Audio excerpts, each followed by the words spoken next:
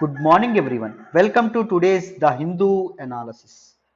ఈరోజు Hindu analysis start చేసే ముందు చిన్న అనౌన్స్మెంట్ అండి. మన ఇన్స్టిట్యూట్లో ఆఫర్ చేసే అన్ని ఫ్లాగ్షిప్ కోర్సెస్ కొత్త బ్యాచెస్ అనేవి అక్టోబర్ 1న మొదలవ్వడం అనేది జరిగింది. రీసెంట్గానే మొదలైంది. యూపీఎస్సీ ఇన్ఫినిటీ అండ్ మన ఇన్స్టిట్యూట్లో ఆఫర్ చేసే optionals public administration and PSIR, ఈ రెండు సురేష్ సార్ చెప్తారు. ఆంథ్రపాలజీ, సోషియాలజీ నేను చెప్తాను. వీటికి కూడా కొత్త బ్యాచెస్ స్టార్ట్ అయినాయి.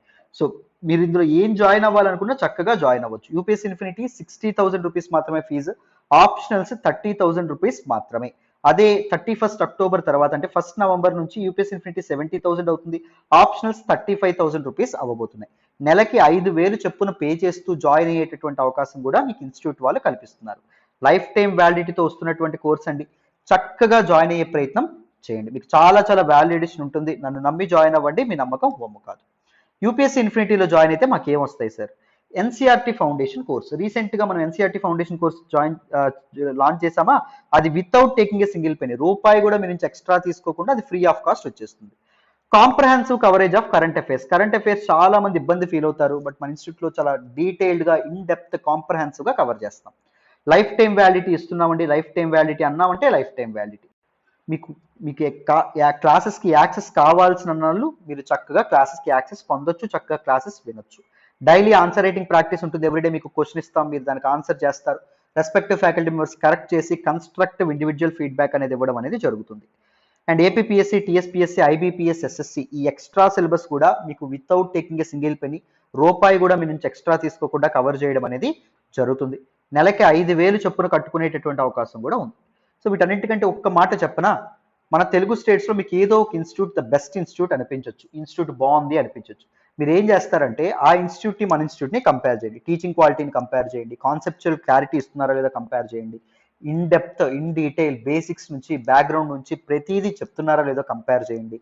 అండ్ దాంతోపాటు ఫీజు కంపేర్ చేయండి, వ్యాలిడిటీ కంపేర్ చేయండి, డెలివరబుల్స్ ఎన్ని ఇక్కడ ఇస్తున్నాము అనేది కంపేర్ చేయండి. సో అన్ని కంపేర్ చేసిన తర్వాతే డెసిషన్ తీసుకోండి. అర్థమైందా? సో లైఫ్ టైం వ్యాలిడిటీ అనేది ఉంటుంది అన్ని కోర్సెస్ పైన. సో జాయిన్ అవ్వాలనుకుంటే ఇది ప్రత్యూష మేడం నెంబర్ 7893899553. మేడం నెంబర్కి ఫోన్ చేసి చక్కగా జాయిన్ అయ్యే ప్రయత్నం చేయండి. మీకు చాలా చాలా వ్యాలిడేషన్ ఉంటుంది. లేకపోతే మీరు ltxclasses.comలోకి వెళ్ళి అక్కడ డెమో అని టైప్ చేస్తే మీకు అన్ని కోర్సెస్కి సంబంధించినటువంటి డెమోస్ కనిపిస్తాయి. సో మీరు ఏ కోర్స్ జాయిన్ అవ్వాలనుకుంటున్నారో ఆ డెమో వీడియోస్ చూడండి. టీచింగ్ క్వాలిటీ మీకు నచ్చితేనే జాయిన్ అవ్వండి. ఓకేనా? సో ఇది నేను చెప్పాలనుకుంటుంది. సో మరి ఇప్పుడు హిందూ అనాలిసిస్ స్టార్ట్ చేద్దాం.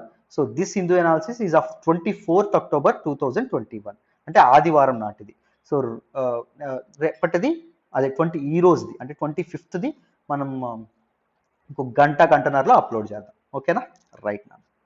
సో ఫస్ట్ ఆర్టికల్ చూద్దాం, వినండి. ఈ రోజు హిందూ అనాలిసిస్లో మనం మాట్లాడుకునే మొదటి ఆర్టికల్ చూడండి, restless mountains shattered lives. Very very important article regarding GS paper 3 environment and ఎకాలజీలో మనం మాట్లాడుకునేటటువంటి ఆర్టికల్. ఈ ఆర్టికల్ మనం కాంప్రహెన్సివ్గా డీటెయిల్డ్గా బ్యాక్గ్రౌండ్ నుంచి తెలుసుకునే ప్రయత్నం చేద్దాం. సో తెలుసుకునే ముందు మీకు ఒక్క చిన్న రిక్వెస్ట్, హిందూ అనాలిసిస్ వెనక చాలా ఎఫర్ట్స్ ఉంటాయండి. If you really want to acknowledge our efforts, if you really want to appreciate our efforts, please do hit that like button and ఎలా ఉందో కామెంట్ చేయండి, ఫెలో ఆస్పిరెంట్స్తో షేర్ చేయండి. మా కోసం ఈ ఒక్క హెల్ప్ చేయడానికి ప్రయత్నించండి. ఓకేనా? సో ఈ ఆర్టికల్ అనేది చాలా చాలా ఇంపార్టెంట్ ఆర్టికల్. ఈ ఆర్టికల్లో వెస్టర్న్ ఘాట్స్ గురించి, వెస్టర్న్ ఘాట్స్ యొక్క సిగ్నిఫికెన్స్ గురించి అండ్ వెస్టర్న్ ఘాట్స్ యొక్క థ్రెట్స్ గురించి, వెస్టర్న్ ఘాట్స్ యొక్క కన్జర్వేషన్ కోసం ఏర్పాటు చేసినటువంటి డిఫరెంట్ కమిటీస్ గురించి, వీటన్నింటి గురించి కాంప్రహెన్సివ్గా డిస్కస్ చేశారు. మనం డీటెయిల్డ్గా దీని గురించి మాట్లాడదాం, వినండి. ఏం లేదు నాన్న, this article is actually talking about recent flash floods and landslides happened in Western Ghats. Western Ghats మీకు అందరికీ తెలుసని అనుకుంటున్నాను, పశ్చిమ కనుమలు అని కూడా అనడం అనేది జరుగుతుంది. వెస్టర్న్ ఘాట్స్ మొత్తం 6 స్టేట్స్ని స్ప్రెడ్ అవ్వడం అనేది జరుగుతుంది. రీసెంట్గా కేరళలో విపరీతమైనటువంటి వర్షపాతం నమోదు అవ్వడం అనేది జరిగింది. కేరళలో ఉండేటటువంటి 3 డిస్ట్రిక్ట్స్ ముఖ్యంగా, ఒకటి కొట్టాయం, రెండవది ఇడుక్కి, మూడవది పతనమిత్త. ఈ 3 డిస్ట్రిక్ట్స్లో విపరీతమైనటువంటి వర్షపాతం నమోదు అవ్వడం అనేది జరిగింది రాను. And it has resulted in loss of life and property, loss of men and material అని చెప్పి చెప్తున్నారు. సో దీని ప్రకారంగా అసలు వెస్టర్న్ ఘాట్స్ యొక్క ఇంపార్టెన్స్ ఏంటి, వెస్టర్న్ ఘాట్స్ అంటే ఏంటి, వెస్టర్న్ ఘాట్స్ యొక్క ఇంపార్టెన్స్ ఏంటి, అండ్ వెస్టర్న్ ఘాట్స్ ఉండేటటువంటి థ్రెట్స్ ఏంటి, what are the different committees that were laid for the conservation of western ghats, ఇవన్నీ ఈ ఆర్టికల్లో డీటెయిల్డ్ గా కవర్ చేయడం అనేది జరిగింది. సో కాంప్రహెన్సివ్ గా ఆర్టికల్లోనే ఇచ్చారు, నేను డీటెయిల్డ్ గా చెప్పే ప్రయత్నం చేస్తాను, జాగ్రత్తగా వినండి. మొదట వెస్టర్న్ ఘాట్స్ గురించి మనం కొంత తెలుసుకోవాలి, దాని తర్వాత సిగ్నిఫికెన్స్ ఆఫ్ వెస్టర్న్ ఘాట్స్ గురించి తెలుసుకుందాం. చూడండి, పశ్చిమ కనుమలు. Western Ghats is a mountain range, మీ అందరికీ తెలుసు, ఇది ఒక పర్వత శ్రేణి, మౌంటైన్ చైన్ అని కూడా అంటారు. And that runs almost parallel to the western coast of India. India యొక్క వెస్టర్న్ కోస్ట్ ఏదైతే ఉంటుందో, మనకి మలబార్ కోస్ట్ ఏదైతే ఉంటుందో దానికి ప్యారలల్ గా ఇది రన్ అవ్వడం అనేది జరుగుతుంది. At a length of 1600 kilometres. Western Coast కి ప్యారలల్ గా వెస్టర్న్ ఘాట్స్ 1600 కిలోమీటర్స్ రన్ అవుతూ ఉండడం అనేది జరుగుతుంది. ఎక్కడి నుంచి అండి? They started from the mouth of river Tapti. Gujarat Maharashtra border ఏదైతే ఉంటుందో అక్కడ స్టార్ట్ అవ్వడం అనేది జరుగుతుంది వెస్టర్న్ ఘాట్స్. ఇదిగోండి, ఇది ఇండియా కదా, ఇక్కడ వెస్టర్న్ కోస్ట్ ఏదైతే ఉంటుందో ఇలా దీనికి ఆల్మోస్ట్ ప్యారలల్ గా ఉండడం అనేది జరుగుతుంది. Mouth of river Tapti in the border of Gujarat and Maharashtra to it extends up to Kanyakumari, Tamil Nadu, right, which is the southernmost tip of India. Kanyakumari వరకు ఇవి ఎక్స్టెండ్ అవ్వడం అనేది జరుగుతుంది. And these Western Ghats stretches over 6 states అమ్మ, మొత్తం 6 రాష్ట్రాల గుండా ఇవి పాస్ అవ్వడం అనేది జరుగుతుంది. What are those 6 states? First పైది అన్నింటికంటే గుజరాత్ ఏదైతే ఉంటుందో గుజరాత్ తర్వాత గోవా తర్వాత మహారాష్ట్ర తర్వాత కర్ణాటక తర్వాత కేరళ తర్వాత తమిళనాడు. మొత్తం 6 స్టేట్స్ గుండా ఇది పాస్ అవ్వడం అనేది జరుగుతుంది. And it is recognised as one of the world's biodiversity hotspots అండి. యునెస్కో వరల్డ్ హెరిటేజ్ సైట్స్ ఏవైతే ఉన్నాయో అవి కూడా వెస్టర్న్ ఘాట్స్ లో భాగంగా ఉండడం అనేది జరిగింది. In 2002 UNESCO recognised many sites in Western Ghats as UNESCO world heritage sites. ప్రపంచ వారసత్వ సంపదగా వాటిని గుర్తించడం అనేది కూడా జరిగింది. Now let us look at what is the significance of western ghats, what is the importance of western ghats. If we talk about the significance of western ghats, we can divide it into many aspects and many parts ga manam divide cheyadam ane jaragachu.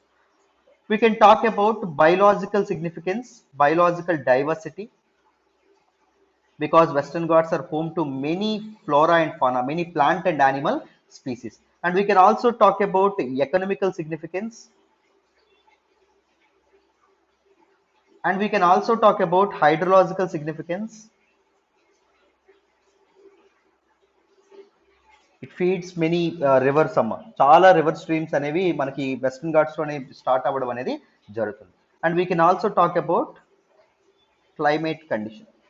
Climate change తో పోరాడడంలో దాంతోపాటు global warming తో పోరాడడంలో western ghats యొక్క significance గురించి కూడా మనం మాట్లాడొచ్చు, right. So let us discuss one by one. First biological diversity గురించి మనం మాట్లాడేటటువంటి ప్రయత్నం చేద్దాం. Western Ghats is home to vast biological diversity, and though it only covers only 6% of India's total landmass. భారతదేశం యొక్క ల్యాండ్ మాస్ లో ఓన్లీ 6% కవర్ చేసినప్పటికీ it covers almost 1,80,000 square kilometers అమ్మ, and it is home to more than 30% of all plant and animal species in India. Indian land mass లో చూడండి only 6% మాత్రమే cover చేయడం అనేది జరుగుతుంది, బట్ కానీ 30% of Indian plant and animal species కి ఇది హోమ్ గా ఉండడం అనేది జరుగుతుంది. Different birds, animal, mammal species వీటన్నిటికీ దీనిగా ఉండడం అనేది జరుగుతుంది. And western Ghats include diversity of medicinal plants అండి. చాలా మెడిసినల్ ప్లాంట్స్ మనకి ఇక్కడ దొరకడం అనేది జరుగుతుంది. అండ్ ఇంపార్టెంట్ జెనెటిక్ రిసోర్సెస్ కూడా ఇక్కడ దొరకడం అనేది జరుగుతుంది. ఆల్మోస్ట్ ఎక్స్టింక్షన్ లో ఉండేటటువంటి ప్లాంట్ అండ్ యానిమల్ స్పీసీస్ కూడా ఇక్కడ మనకు కనిపించడం అనేది జరుగుతుంది. Many species are also endemic to that particular region. Endemic అంటే ఏంటి? They can survive only in Western Ghats. Western Ghats అనేటటువంటి ఒక బయోలాజికల్ హాట్స్పాట్ అనేది లేకపోతే ఆ plant and animal species complete కి ఎక్స్టింక్ట్ అయిపోతాయి. So some plant and animal species which are endemic to western Ghats are also will be available in Western Ghats. Western Ghats లో మనకు కనిపించడం అనేది జరుగుతుంది. అర్థమైందా? And Western Ghats are also recognized as the most important significant natural hotspots అని కూడా చెప్పొచ్చు.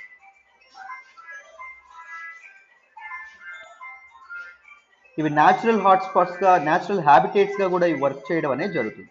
అంటే ఇన్సీటు కన్జర్వేషన్ అంటాం. మీ అందరికీ నేను చాలాసార్లు హిందూ అనాలిసిస్లో చెప్పాను. ఇన్సీటు కన్జర్వేషన్ ఆఫ్ యానిమల్స్ అంటే ఏంటండి? అంటే ఒక పర్టికులర్ యానిమల్ కానీ ఒక ప్లాంట్ కానీ ఎక్స్టింక్షన్లో ఉండదనుకోండి, నియర్ ఎక్స్టింక్షన్లో ఉండడం అనేది జరిగింది అనుకోండి, అంటే దాని అర్థం ఏంటి? సో ఆన్ సైట్ కన్జర్వేషన్ అని చెప్పి అంటే జూలోని కానీ ఎక్కడైనా పెట్టకుండా అవి ఎక్కడైతే బతకగలవో, ఎక్కడ బతికితే వాటికి పూర్తి స్వేచ్ఛ కానీ పూర్తి ఇది కానీ ఉండడం అనేది జరుగుతుందో, ఎక్కడైతే బెటర్గా కన్జర్వ్ చేయొచ్చో, అంటే వాటి తాలూకా న్యాచురల్ హ్యాబిటేట్స్ తీసుకెళ్లి వాటిని కన్జర్వ్ చేసే ప్రయత్నం చేస్తారు. That is what in situ conservation. So Western Ghats they are endemic to many plant and animal species కాబట్టి they can act as natural habitats and hotspots కాబట్టి, బయోలాజికల్ హాట్స్పాట్స్ కాబట్టి ఇన్ సీటు కన్జర్వేషన్ కూడా possible అవ్వడం అనేది జరుగుతుంది with the help of western Ghats. Now let us look at the economical aspects and economical importance of western ghats. Western ghats are actually very rich in mineral resources అండి. Western Ghats లో చాలా ఖనిజ నిల్వలు ఏవైతే ఉంటాయో అవి దొరకడం అనేది జరుగుతుంది. ముఖ్యంగా ఐరన్, మాంగనీస్, బాక్సైట్, ఈ ఓర్స్ ఏవైతే ఉన్నాయో ఇవన్నీ మనకి వెస్టర్న్ ఘాట్స్ లో కనిపించడం అనేది జరుగుతుంది. And different important plantation crops like spices ఏవైతే ఉన్నాయో, స్పైసెస్, పెప్పర్, బ్లాక్ గోల్డ్ అంటాం యూరోపియన్ మార్కెట్స్ లో, పెప్పర్, కార్డమమ్. కార్డమమ్ అంటే మీకు తెలుసని అనుకుంటాను, అది యాలుకలు. అండ్ దాంతోపాటు they are also native to evergreen forest అండి. ముఖ్యంగా tea, coffee, oil palm, rubber, ఇవి కూడా వెస్టర్న్ ఘాట్స్ లో ఎక్కువగా సర్వైవ్ అవ్వడం అనేది జరుగుతుంది. అండ్ వెస్టర్న్ ఘాట్స్ ఫారెస్ట్ ఏవైతే ఉన్నాయో they are very important sources of timber and wood కూడా ఇక్కడ ఎక్కువగా దొరకడం అనేది జరుగుతుంది. ముఖ్యంగా ఫారెస్ట్ బేస్డ్ ఇండస్ట్రీస్ అయినటువంటి పేపర్ కానీ, ప్లైవుడ్ కానీ అండ్ మ్యాచ్ వుడ్ కానీ ఇవి సర్వైవ్ అవ్వాలి అంటే వెస్టర్న్ ఘాట్స్ లాంటి ఇంపార్టెంట్ బయోలాజికల్ హాట్స్పాట్స్ అనేవి ఉండడం అనేది చాలా ఆవశ్యకము. అండ్ దాంతోపాటు they are also act as livelihoods for many tribal people. చాలా ట్రైబల్ కమ్యూనిటీస్ ఏవైతే ఉన్నాయో వాటికి లైవ్లీహుడ్ జనరేటర్స్ గా కూడా వెస్టర్న్ ఘాట్స్ ఉండడం అనేది జరుగుతుంది. దిస్ ట్రైబల్ పీపుల్ ఎవరైతే ఉన్నారో వాళ్ళు మైనర్ ఫారెస్ట్ ప్రొడ్యూస్ లేదా నాన్ టింబర్ ఫారెస్ట్ ప్రొడ్యూస్ అని కూడా అంటారు. సో అంటే వుడ్ కాకుండా మిగిలినటువంటివి హనీ కానీ, లేకపోతే ఫ్లవర్స్ కానీ, లేకపోతే ఈ ఈ లేకపోతే వేళ్ళు ఏవైతే ఉన్నాయో, రూట్స్ కానీ వీటిని అమ్మి వాళ్ళ లైవ్లీహుడ్స్ అనేవి కరెక్ట్ చేయొచ్చు. అర్థమైందా? సో ఈ ట్రైబల్ కమ్యూనిటీస్ కూడా and non timber forest produce కూడా ఇది ఉపయోగపడడం అనేది జరుగుతుంది. అండ్ దాంతో పాటు western Ghats are also one of the best tourist destinations. చాలా మంది టూరిస్ట్ ని ఇది అట్రాక్ట్ చేయడం అనేది జరుగుతుంది. Not only from India, from foreign nations also. That is how it is contributing to the economy of the host states. What are those 6 states no through which this western Ghats are spread across 6 states ఏంటమ్మా? మళ్ళీ ఒకసారి నా comment box లో తెలియజేయండి. ఇందాక చెప్పాను, ఒకసారి comment box లో తెలియజేయండి, మీకు కూడా ఒక ప్రాక్టీస్ లాగా ఉంటుంది. నెక్స్ట్ ఇది ఇంపార్టెంట్ చూడండి, hydrological significance.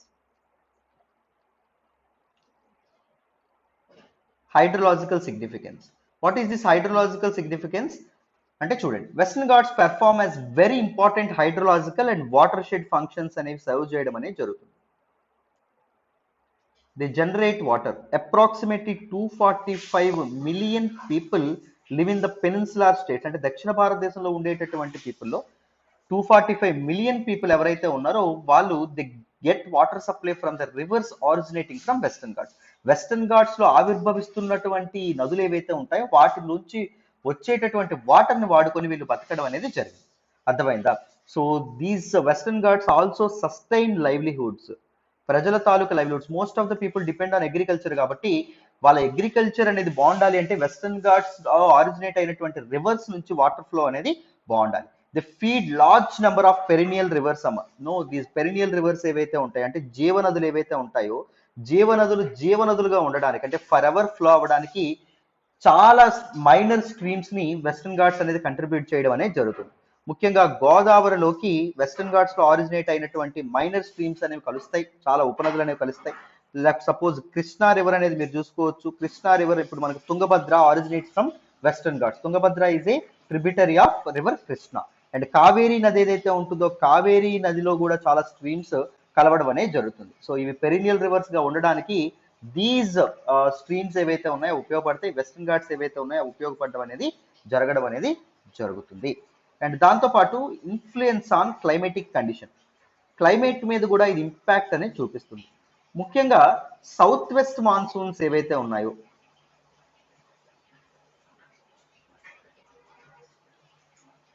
South west monsoons అనేవి మాన్సూన్ విండ్స్ ఏవైతే ఉంటాయో అవి ఇండియాకి రీచ్ అవ్వడంలో అండ్ దాంతోపాటు మాన్సూన్ రెయిన్ఫాల్ యొక్క డిస్ట్రిబ్యూషన్ చక్కగా జరగడంలో ఈ వెస్టర్న్ ఘాట్స్ ఏవైతే ఉంటాయో అవి చాలా ఇంపార్టెంట్ రోల్ ప్లే చేయడం అనేది జరుగుతుంది. ఇవి వెస్టర్న్ ఘాట్స్ కదా. సౌత్ వెస్ట్ మాన్సూన్స్ ఏవైతే ఉన్నాయో అవి ఎలా ఇదవుతాయి, ఇలా పాస్ అవ్వడం అనేది జరుగుతుంది, అంతేనా, ఇలా పాస్ అవ్వడం అనేది జరుగుతుంది. సో ఇవి ఈ వెస్టర్న్ ఘాట్స్ ని తాకి ఆ విండ్స్ అనేవి బెటర్ గా ఇండియా మొత్తం డిస్ట్రిబ్యూట్ అవ్వడంలో చాలా ఇంపార్టెంట్ రోల్ ప్లే చేస్తాయి వెస్టర్న్ ఘాట్స్. అండ్ దాంతోపాటు ఇంపార్టెన్స్ ఇన్ క్లైమేట్ యాక్షన్ అండి, క్లైమేట్ చేంజ్ తో పోరాడడంలో కూడా దీస్ వెస్టర్న్ ఘాట్స్ యొక్క ఇంపార్టెన్స్ చాలా చాలా ఉండడం అనేది జరుగుతుంది. ముఖ్యంగా it acts as an important, it plays very significant important role and it serves a very important ecological function in the sequestration of CO2, atmospheric CO2. Sequestration అంటే removal అని అర్థం.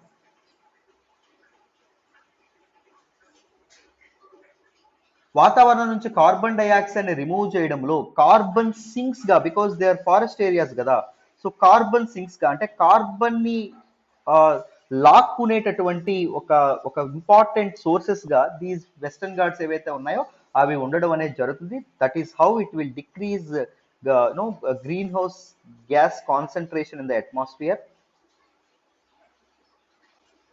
That is how it will help in reduce global warming. Global warming control చేయడంలో ఇది ఉపయోగపడుతుందని చెప్పి మనం అనుకోవచ్చు, right.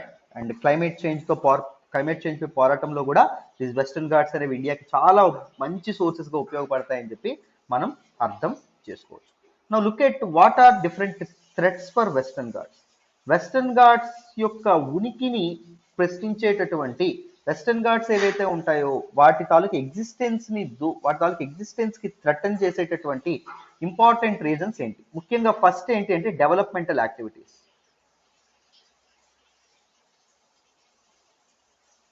ముఖ్యంగా కన్స్ట్రక్షన్ ఆఫ్ డ్యామ్స్ ఏవైతే ఉన్నాయో డ్యామ్స్, అండ్ రెడ్ ఇండస్ట్రీస్ ఏవైతే ఉన్నాయో రెడ్ ఇండస్ట్రీస్, అండ్ దాంతోపాటు ల్యాండ్ ఎలినేషన్. ఈ ఫారెస్ట్ ఏరియాస్ ని దీస్ ట్రైబల్ పీపుల్ ఎవరైతే ఉన్నారో వాళ్ళు ఎందుకు వాడడం అనేది జరుగుతుంది, అగ్రికల్చరల్ ఏరియాగా, దాంతోపాటు కమర్షియల్ పర్పజెస్ గా వాళ్ళు మార్చడం అనేది జరుగుతుంది. అర్థమైందా? ఎప్పుడైతే ఈ ఫారెస్ట్ అండ్ షిఫ్టింగ్ కల్టివేషన్ ఏదైతే ఉంటుందో that is also one of the important threat for these particular western Ghats. And shifting cultivation అంటే ఏంటి, దిస్ ట్రైబల్ పీపుల్ ఒక ప్రాంతంలో ఉండేటటువంటి చెట్లని నరికేస్తారు, భూమిని చదును చేసి అక్కడ పంటలు అనేవి పండిస్తారు. పంటలు పండించిన తర్వాత వాళ్ళు ఆ పంట అనేది చేతికి వచ్చిన తర్వాత వాళ్ళు వేరే ఏరియాకి వెళ్తారు. వేరే ఏరియాకి వెళ్ళి మళ్ళీ అక్కడ చెట్లను నరికేయడం అనేది జరుగుతుంది, అక్కడ మళ్ళీ పంటను పండించడం అనేది జరుగుతుంది. These are some important aspects అండి. సో ఇవి డెవలప్మెంటల్ యాక్టివిటీస్ ఏవైతే ఉన్నాయో ఎన్విరాన్మెంటల్ డ్యామేజ్ కి కారణం అవడం అనేది జరుగుతుంది, చాలా డిజాస్టర్స్ కి కారణం అవడం అనేది జరుగుతుంది. These excessive rainfalls, these flash floods, land slides కి కారణం అవడం అనేది జరుగుతుంది. అండ్ దాంతో పాటు రిసోర్స్ ఎక్స్ట్రాక్షన్, రిసోర్సెస్ ని మనకి చాలా రిసోర్సెస్ ని మనకి ఇది ఇస్తుంది కదా, వెస్టర్న్ ఘాట్స్ ఇస్తుంది కదా అని చెప్పి చాలా ఓవర్ ఎక్స్ప్లాయిట్ చేయడం అనేది కూడా జరుగుతుంది.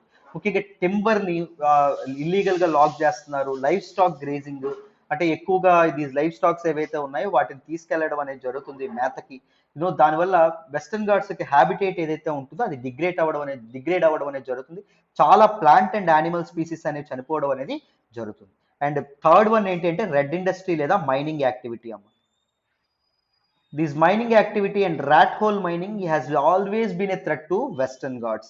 Chala this is a fragile ecosystem, very sensitive ecosystem. Western Ghats ఏదైతే ఉంటుందో Western Ghats అర్థమైందా? సో ఈ వెస్టర్న్ ఘాట్స్ లో ఉండేటటువంటి రివర్స్ దగ్గర శాండ్ మైనింగ్ కానీ లేకపోతే other mineral resources over mining ఏదైతే ఉంటుందో అది కూడా one of the important threat to western Ghats. And next climate change అండి. ఈ గ్లోబల్ వార్మింగ్ ఏదైతే ఉంటుందో, క్లైమేట్ చేంజ్ ఏదైతే ఉంటుందో అది కూడా ఒక థ్రెట్ గా మారడం అనేది జరిగింది. ముఖ్యంగా రెయిన్ఫాల్ ఇంటెన్సిటీ అనేది విపరీతంగా పెరగడం వల్ల ఈ ల్యాండ్ ఏదైతే ఉంటుందో ఈ ల్యాండ్ అనేది డిగ్రేడ్ అవ్వడం అనేది జరుగుతుంది. రైట్. ఈ ఓవర్ రెయిన్ఫాల్, ఓవర్ ఫ్లడింగ్స్ వల్ల ఈ ల్యాండ్ ఏదైతే ఉంటుందో అది డిగ్రేడ్ అవ్వడం అనేది జరుగుతుంది. The nutritional value of western ghats అనేవి పోవడం వల్ల చాలా ప్లాంట్ స్పీసీస్ యొక్క ఎగ్జిస్టెన్స్ కి క్వశ్చన్ మార్క్ ఏర్పడడం అనేది జరుగుతుంది. These are different threats to western ghats అని చెప్పి మనం చెప్పుకోవచ్చు. Now look at different committees. Government of India వేసినటువంటి వేరు రకాల కమిటీస్ ఏవైతే ఉన్నాయో వాటి గురించి మాట్లాడదాం. అండ్ ఇవి ఎలాంటి రోల్ ప్లే చేసే వెస్టర్న్ ఘాట్స్ యొక్క కన్జర్వేషన్ గురించి కూడా మాట్లాడదాం. మొదటిది ఏంటి అంటే మాధవ్ గాడ్గిల్ కమిటీ. నేను చాలాసార్లు హిందూ అనాలిసిస్లో చెప్పాను. రెండవది ఏంటి అంటే కస్తూరి రంగన్ కమిటీ. ఒకసారి తెలుసుకుందాం, అర్థమైందా? ఎవరైనా ఆల్రెడీ విన్న వాళ్ళు ఉంటే అసలు బోర్ ఫీల్ అవుతుంది, ఎందుకంటే మీకు రివిజన్ లా కూడా ఉపయోగపడుతుంది.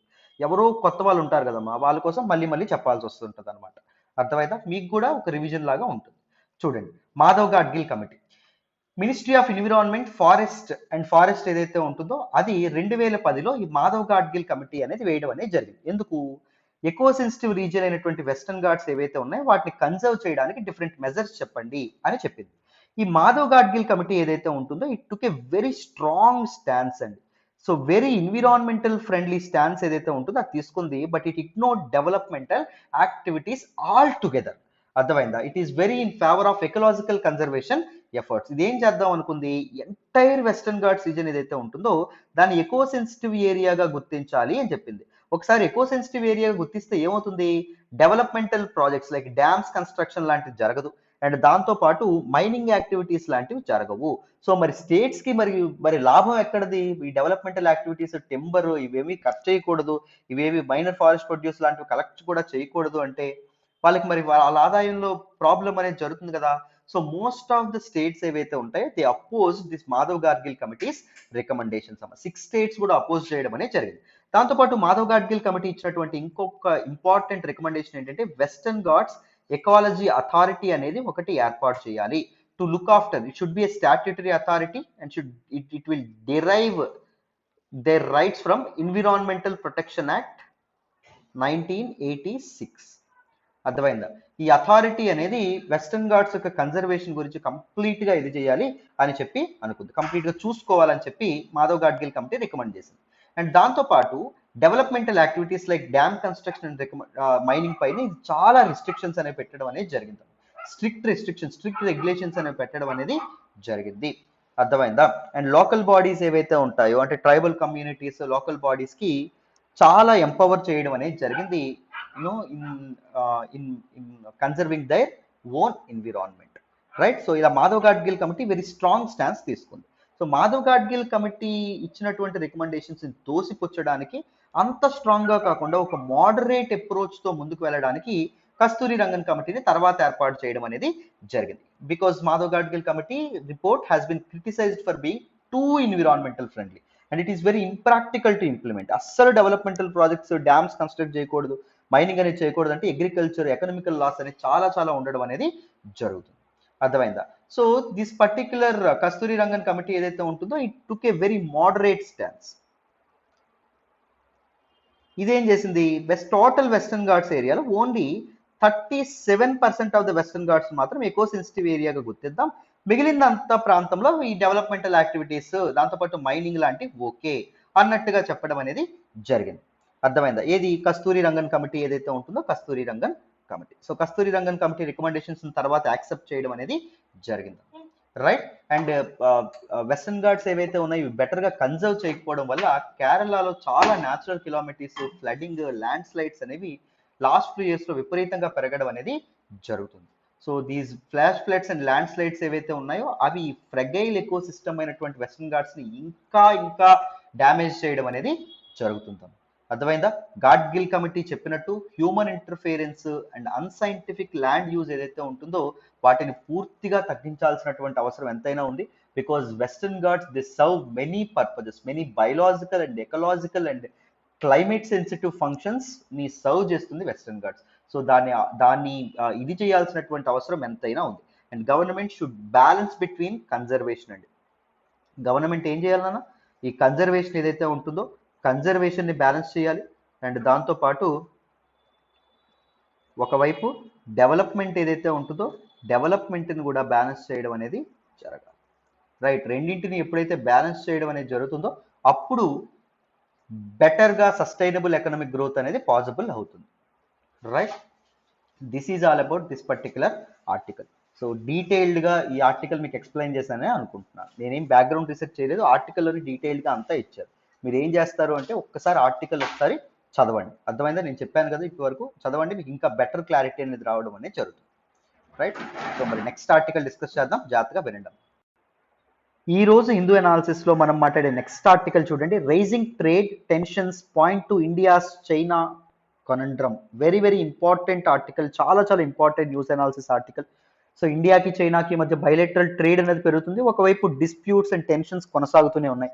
అది ఎంతవరకు మనం అర్థం చేసుకోవచ్చు, ఇండియాకు ఉండేటటువంటి పొటెన్షియల్ ఏంటి, ఇండియాకు ఉండేటటువంటి ఉపయోగాలు ఏంటి, అండ్ దాంతోపాటు ఇండియా దగ్గర ఉండేటటువంటి కన్సర్న్స్ ఏంటి, వీటన్నింటి గురించి డీటెయిల్డ్గా చెప్పారు. జాగ్రత్తగా వినండి, క్లియర్గా ఎక్స్ప్లెయిన్ చేసే ప్రయత్నం అయితే చేస్తాను, మీకు ఈజీగా అర్థమైపోతుంది.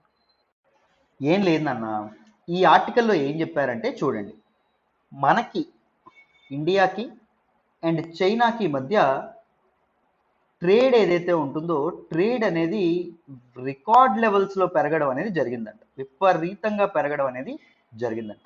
ఎప్పుడు? 2021లో. And it is India China మధ్య బైలేటరల్ ట్రేడ్ ఏదైతే ఉంటుందో, బైలేటరల్ అంటే రెండు కంట్రీస్ మధ్య ట్రేడ్, ఇండియా నుంచి చైనాకు వచ్చేటటువంటి గూడ్స్ అండ్ సర్వీసెస్ కానీ, చైనా నుంచి ఇండియాకు వచ్చేటటువంటి గూడ్స్ అండ్ సర్వీసెస్ కానీ మొత్తం కలిపితే, అర్థమైందే, ఇది రెండు కంట్రీస్ మధ్య కలిపితే అది మొత్తం 100 బిలియన్ మార్క్కి రీచ్ అవ్వబోతుందంట, 100 బిలియన్ మార్క్ని దాటిపోబోతుందని చెప్పి ఫర్ ద ఫస్ట్ టైం అని చెప్పి చెప్పడం అనేది జరిగింది. Right, the two way trade has registered a massive year on year growth. 2020తో పోలిస్తే 2021లో ట్రేడ్ అనేది విపరీతంగా పెరగడం అనేది జరిగింది అని చెప్తున్నారు.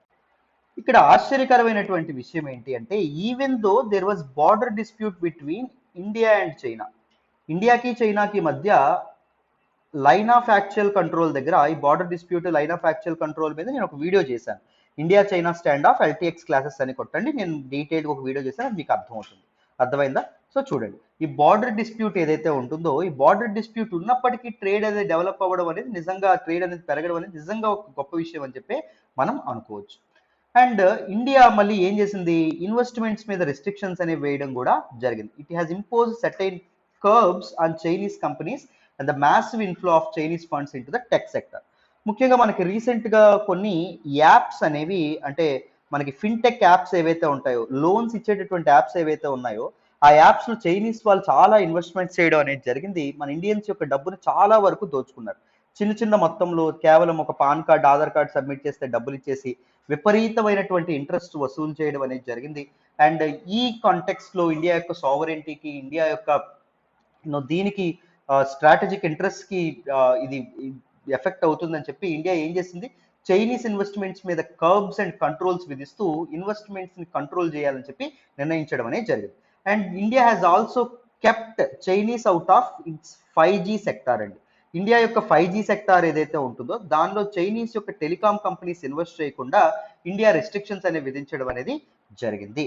రైట్, సో మరి బైలాటరల్ రిలేషన్స్ అనేవి మనం మాట్లాడుకుంటే, ఒకవైపు పొలిటికల్ రిలేషన్స్ ఏవైతే ఉన్నాయో, పొలిటికల్ రిలేషన్స్ అంత బాలేవు రెండు కంట్రీస్ మధ్య, బట్ ఎకనామిక్ రిలేషన్స్ అనేవి విపరీతంగా ఉండడం అనేది జరిగింది.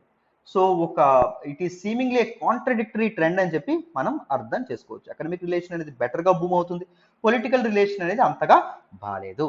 రైట్, బట్ ఈ పర్టిక్యులర్ ఆస్పెక్ట్ నుంచి మనం ఏం అర్థం చేసుకోవచ్చు, ఇండియా చైనా మధ్య ట్రేడ్ డెవలప్ అవుతుంది కదా, సో దాని నుంచి మనం ఏం అర్థం చేసుకోవచ్చు, ఎలాంటి ఇంపార్టెన్స్ ఇండియాకు ఉంటుంది. మొదటిది ఏంటి అంటే, India has a huge economic potential to leverage.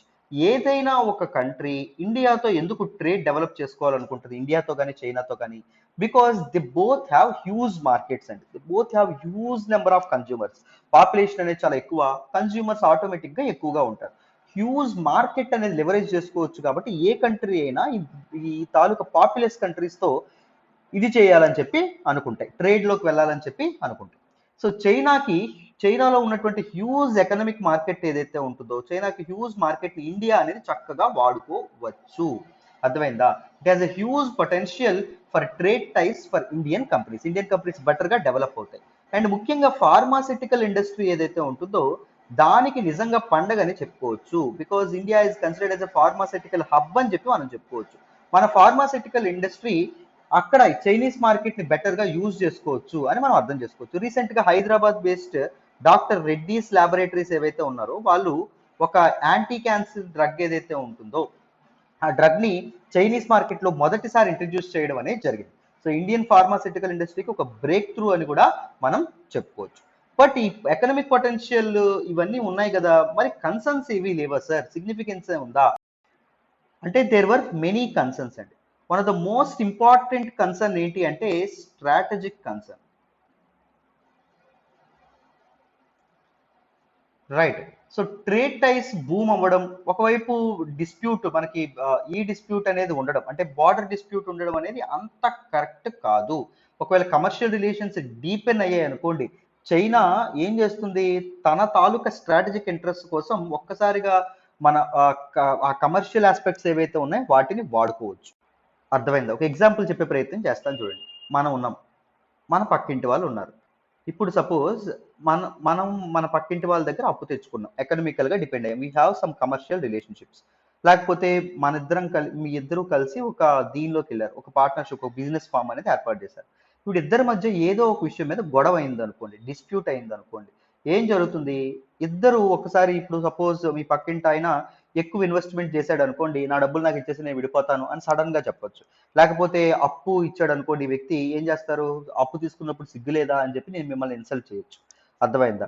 So ఇలాంటివి జరగడం అనేది జరుగుతుంది. ఎప్పుడైతే మనకి కమర్షియల్ రిలేషన్స్ అనేవి మామూలు రెండు కంట్రీస్ మధ్య పొలిటికల్ రిలేషన్స్ బాగున్నప్పుడు ఓకే, ఒకవేళ రెండు కంట్రీస్ మధ్య బయలేటరల్ రిలేషన్స్ బాగాలేనప్పుడు ఎకనామిక్ రిలేషన్ అనేది, కమర్షియల్ రిలేషన్ పెట్టుకోవడం అనేది అంత కరెక్ట్ కాదని చెప్పి మనం అర్థం చేసుకోవచ్చు. And second, import dependency of India. So రెండు కంట్రీస్ మధ్య ట్రేడ్, బయలేటరల్ ట్రేడ్ అనేది పెరిగిందని చెప్పుకున్నాం. దానికంటే ఇంపార్టెంట్ గా చైనా నుంచి ఇండియా ఇంపోర్ట్స్ ఏవైతే ఉన్నాయో, ఇంపోర్ట్స్ దిగుమతులు ఏవైతే ఉన్నాయో అవి కూడా పెరగడం అనేది జరిగింది. అర్థమైందా? సో ఒకవేళ మనం మన దిగుమతుల కోసం చైనా మీద డిపెండ్ అయిపోయాం అనుకోండి, ఫ్యూచర్ ఆస్పెక్ట్స్ లో, లైక్ ఫార్మాసిటికల్ ఇంగ్రీడియంట్స్ లో కానీ, ఎలక్ట్రిక్ మిషనరీలో కానీ, మెడికల్ సప్లైస్ కానీ, they are very important aspects అండి. సోలార్ కంపోనెంట్స్ లో కానీ మనం డిపెండ్ అయ్యాం అనుకోండి, రేపొద్దున్న మన సప్లై చైన్స్ ని డిస్రప్ట్ చేసేటటువంటి ప్రయత్నం చేయొచ్చు చైనా. అర్థమైందా? మనం కమర్షియల్ గా దెబ్బతీసేటటువంటి ప్రయత్నం చేయొచ్చు. ఏం చేస్తారు, ఇండియాకి ఎక్స్పోర్ట్స్ ఆపేయచ్చు. ఇండియాకి ఒక్కసారిగా ఎక్స్పోర్ట్స్ ఆపేశారు అనుకోండి, మన ఫార్మాసిటికల్ షార్టేజ్ అనేది మనకు రావడం అనేది జరుగుతుంది. There will be huge loss of lives in India. So ఇలాంటి ఆస్పెక్ట్స్ కూడా ఉండడం అనేది జరుగుతుంది. సో వీలైనంత త్వరగా చైనాతో ఇంపోర్ట్ డిపెండెన్సీ అనేది తగ్గించుకోవాలి. అర్థమైందా? అండ్ దాంతోపాటు ఇంపోర్ట్ డిపెండెన్సీ అనేది పెరగడం వల్ల ట్రేడ్ డెఫిసిట్ కూడా విపరీతంగా పెరగడం అనేది జరిగింది. ట్రేడ్ డెఫిసిట్ అనేది ఎప్పుడు జరుగుతుంది, చైనాతో ఇప్పుడు మనం ఎక్కువగా ఇంపోర్ట్స్ చేసుకున్నాం అనుకోండి, మనం ఎక్స్పోర్ట్స్ చేయకుండా, అప్పుడు ట్రేడ్ డెఫిసిట్ అనేది రావడం అనేది జరుగుతుంది. ఓవర్ ద ఇయర్స్ ఈ ట్రేడ్ డెఫిసిట్ ఏదైతే ఉంటుందో అది విపరీతంగా పెరగడం అనేది జరిగింది. రైట్. పోనీ మనకి చైనీస్ మార్కెట్ దొరుకుతుంది కదా, మన ప్రొడక్ట్స్ అనేవి బెటర్ గా వెళ్ళొచ్చు కదా అనుకుంటే, China is known for it's non tariff barriers.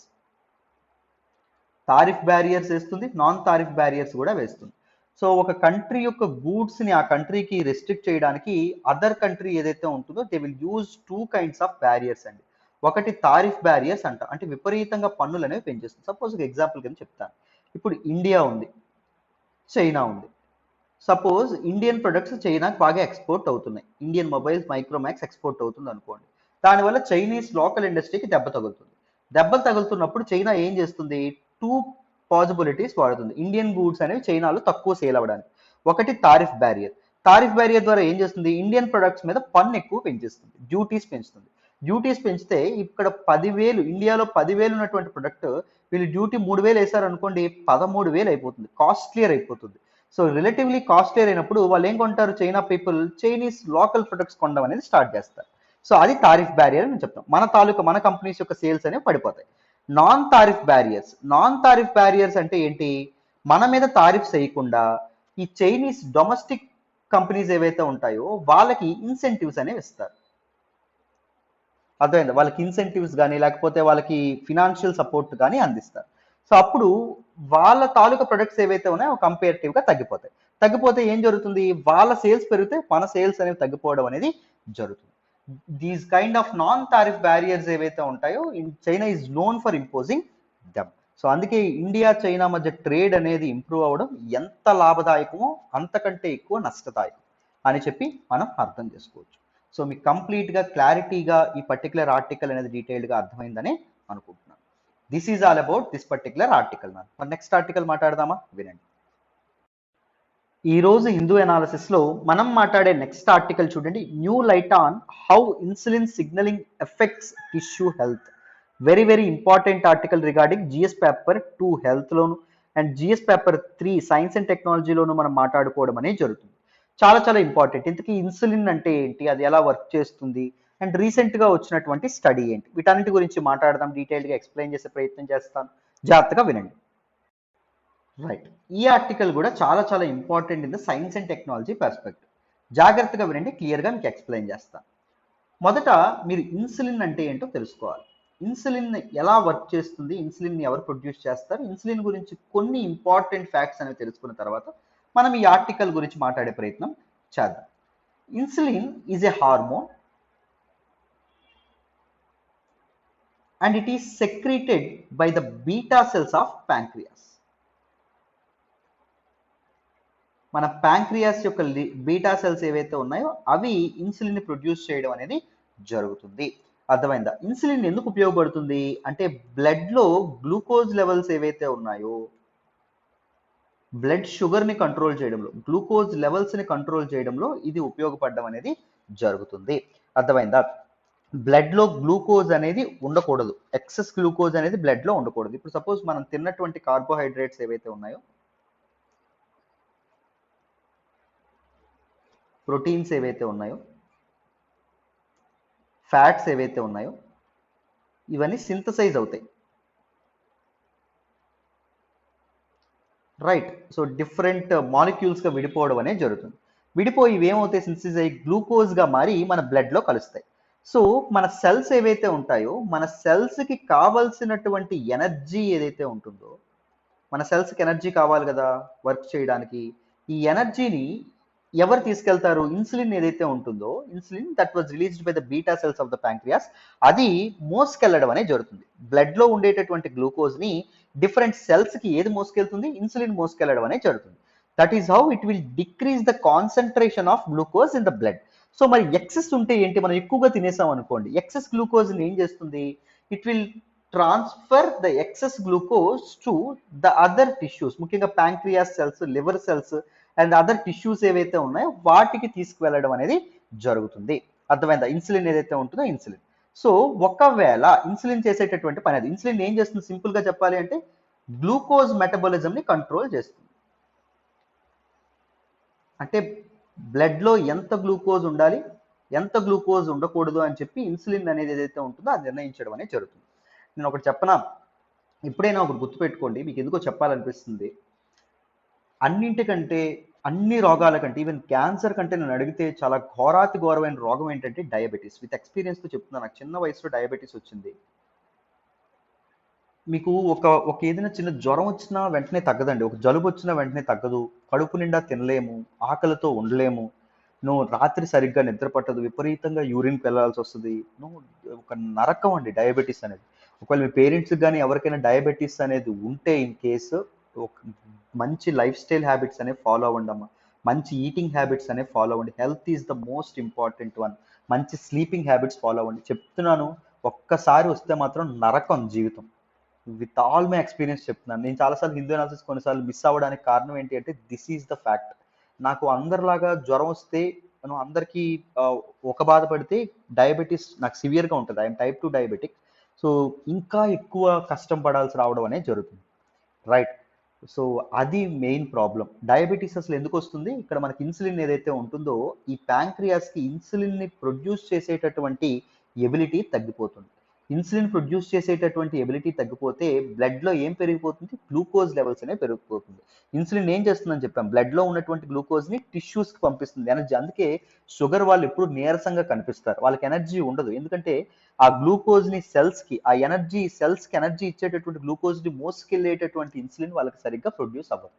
So ఎప్పుడు వీక్గా, ఒక రకంగా తలనొప్పితో, బడలిగ్గా, ఒక రకమైన నీరసంగా, ఎప్పటికప్పుడు అలిసిపోతూ రెస్ట్లెస్గా ఉండడం అనేది జరుగుతుంది షుగర్ వచ్చేవాళ్ళు.